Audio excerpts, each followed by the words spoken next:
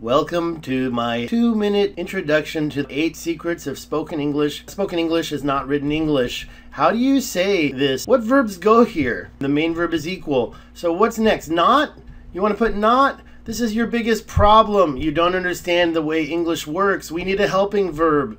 How about doesn't? Spoken English doesn't equal written English. Doesn't is your auxiliary verb. Every statement has one. With some exception, all sentences have one. Do you want to study all 35,000 verbs? How about the 25 most common verbs? How about the 3 most common verbs?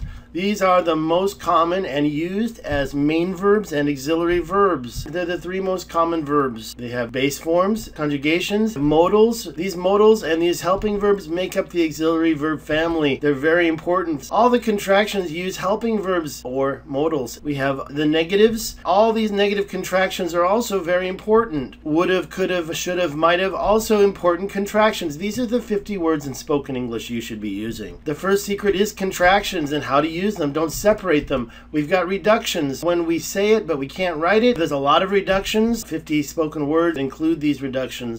How to make questions. There are 2 ways to answer a question. There are 7 ways to ask a question. The 4th secret is how to answer questions. First, the long answer question, just fill in the missing info. But the yes-no question, that's different. That's my 4th secret, the art of the short answer. Don't just say yes or no. Don't just use because to answer a yes or no question. How do you answer these questions? Like this? These are bad answers. Why? You need to focus on the message and make it less frustrating for native speakers. Focus on 2 words. Secret number 5, the simple tense. A lot of problems with the simple tense. We don't have helping verbs in the affirmative statements in the past either. We don't use do, does, or did. Normally, they're conjugated. That's one of the big problems. We don't have conjugated affirmative contractions in the do family. We have them in the other families, but in the simple tense, you need to conjugate your main verb. There's some rules that my students have problems with, like the 3rd person singular. How to use the emphatic is a big problem. Simple past, the same problem, except there's no 3rd person singular, but you do need to know how to use the emphatic.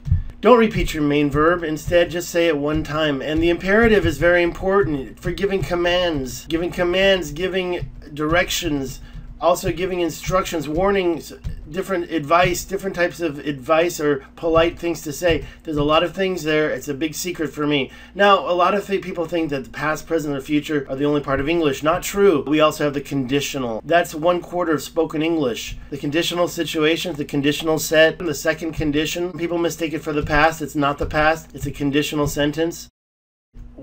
We're talking about hypothetical situations.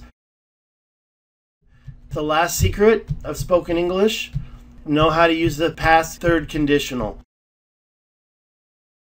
I talk about how to make questions and how to answer the questions. Mixed conditions too. We can mix our conditions.